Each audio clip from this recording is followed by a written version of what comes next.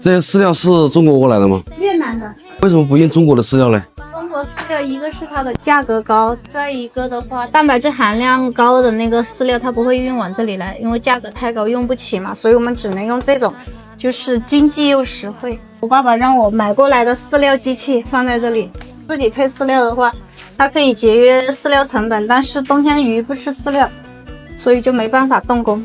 泼水节左右的时候吧，天气好了以后，鱼吃饲料了，然后自己配饲料，就降低一个饲料成本嘛。这个鱼塘里面有什么鱼啊？什么鱼都有，有老挝的那个巴科、巴干，就是老挝的野生大头鱼、七星鱼，然后黑鱼，然后四大家鱼都有，就是花鲢、草鱼、鲤鱼、白鲢，然后最多的还是罗非鱼，还有那个鲳鱼、红鲳鱼、非洲食人鱼嘛。还有那个巴沙鱼，就是贝氏巨鲢科的巴沙鱼，还有鲶鱼，就是我们说的埃及唐狮，还有那个清水鱼小小的，还有大青鱼。这边养鱼会不会有可能就是一池塘全部翻白？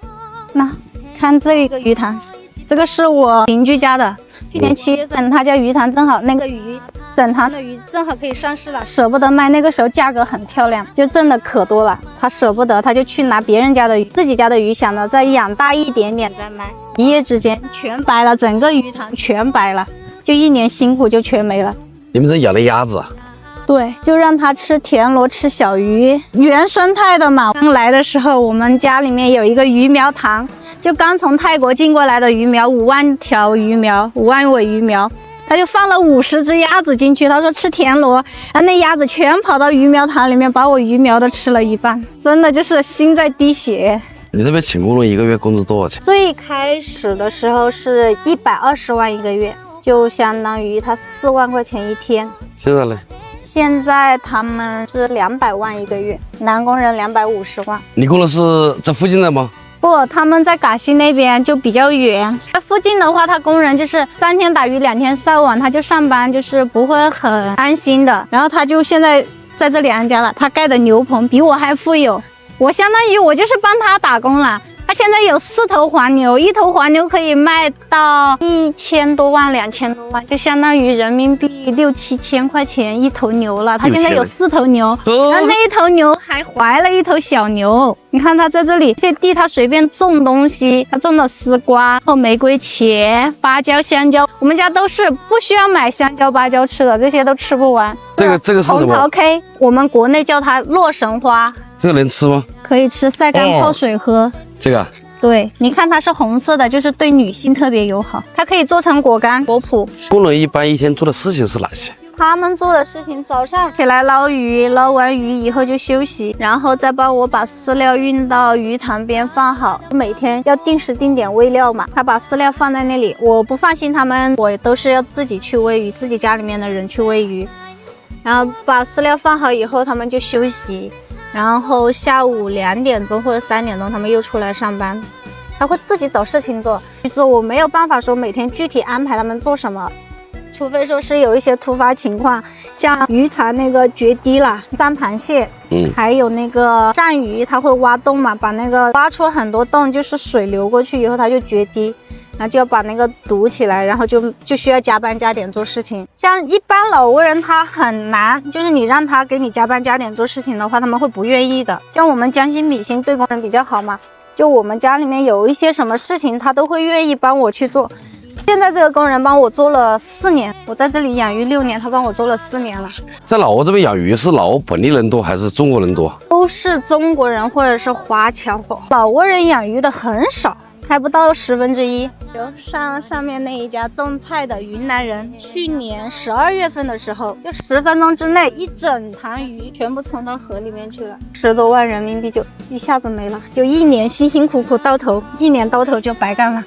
你看嘛，这里就是鳝鱼和山螃蟹，把它挖了洞了，然后我们就自己用饲料袋，然后装土又给它垒起来。你看现在这里还在漏水，这里就稍不注意就鱼塘决堤嘛，一塘鱼就没了。对呀，你看着这里一小点，然后涨水，雨季下大雨的时候，你看着看着它就涨上来了，然后就全一塘鱼就没了。反正就是不要碰养殖业。你接触这个行业以后，你现在后悔不？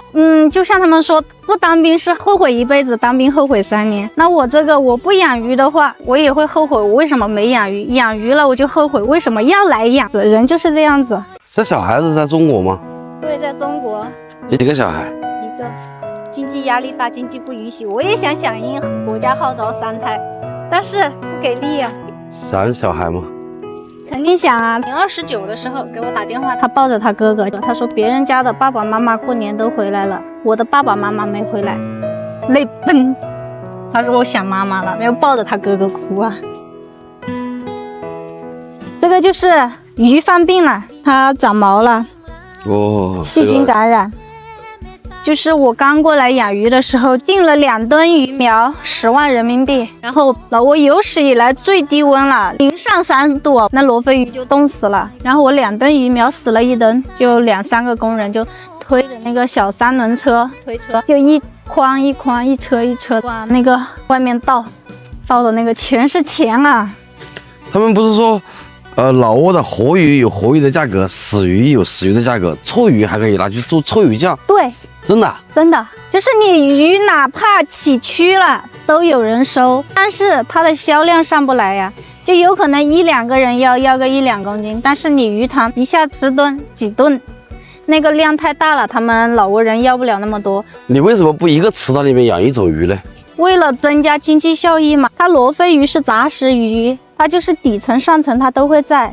然后你光养一种鱼的话，它上面水层就没有鱼排的便吐出来的饲料那些微生物那些需要有其他的鱼吃嘛。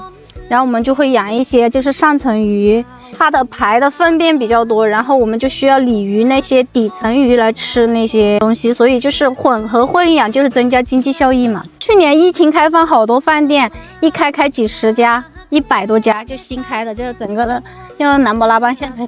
他们就跟我说，老板，你鱼塘这么大，你就单独养草鱼，我帮你全包了，你家鱼我帮你包了。结果我还没有开始规划，我那个鱼塘还没有清底，他那店子就倒了呀。所以我就说嘛，为什么我非要就是把鸡蛋放在一个筐里嘞？草鱼什么价格？1公斤草鱼可以买2公斤罗非鱼。这么贵啊？对，10万1公斤，30块钱1公斤，15块钱1斤。对。它价格很好，是不是很心动？他们就说，哎呀，你干嘛不多养一点草鱼嘞？那草鱼价格这么好，但草鱼它没有市场销量不行。你这1年没挣到钱吗？你说1点钱没挣到吧，也是说假话的是吧？这一个鱼塘我买下了2/3，还有1/3，一个是我经济不允许，再一个就是他房东老板不卖了，他就只卖了这个2/3。我们家以前的老厨房在这里吃饭，你看我爸爸住的房间，石棉瓦烂掉了，塌下来了，下雨天漏雨，他就把那个瓦片搭在那个胶合板上面，就暂时抵挡一下风雨嘛。雨季来临之前，我们这里要重新建一下，改建一下。你看这里都是裂开了的。平时出去玩吗？出去玩没时间，你看我早上4点钟起来捞鱼，然后到市场里面。疫情来临之前，我还有时间去玩，我每天只需要卖半天鱼，早上去把鱼批给他们，然后我就把市场门一关，我就可以出去玩了。疫情以后经济不行，市场萧条，然后每天也是4点钟起来捞鱼，然后下午5点钟关门，然后每天还卖不了多少鱼。你有没有想过搞一个像国内钓场那种类型的？有在初步计划吧，但是现在它的一个客源跟不上，再一个经济比较紧张，所以说还在建设当中，有规划吧。因为毕竟自己的地盘，我的地盘我做主嘛，我就想要把它做成一个农家乐一样的，就朋友来可以玩，可以做饭吃，可以休闲娱乐，也可以钓鱼。因为我们家的鱼的品种的话，是整个南博拉邦品种最齐全的。就如果在我家都买不到那些鱼的话，别人家就没有了。我们方便一起拍个照片吗？可以啊。1、2、3。